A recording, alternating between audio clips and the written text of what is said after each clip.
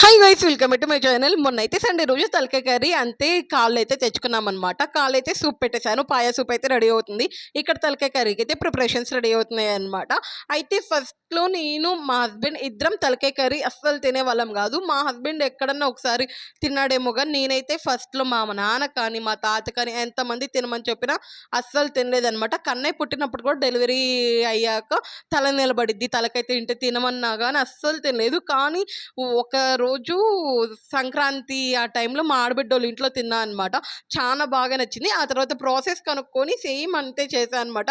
ఎక్సలెంట్‌గా కుదిరింది. తలకాయ కర్రీకి మెయిన్ కావాల్సింది ఏందంటే తలకాయ కర్రీ స్మెల్ పోయేదాకా మంచిగా వాష్ చేసేసుకొని వండే తీరులో ఉంటే మాత్రం టేస్ట్ ఎక్సలెంట్‌గా ఉంటుందనైతే తెలిసింది. ఇంగ అంతే తలకాయ కర్రీ ప్రిపేర్ అయిపోయింది. పాయ గూడా ప్రిపేర్ అయిపోయిందనమాట. వేడి వేడిగా ఈ కూల్ క్లైమేట్‌లో హాట్ సూప్ తాగితే అదిరిపోతుంది గదా! మీలో ఎంతమందికి ఇష్టం కాలుపాయ అంటే కామెంట్ చేసేసేయండి. అంతే. సబ్స్క్రైబ్ చేసుకొని ఎళ్ళండి. లైక్ చేయండి. ఓకే. బాయ్. ఎళ్ళొస్తాను.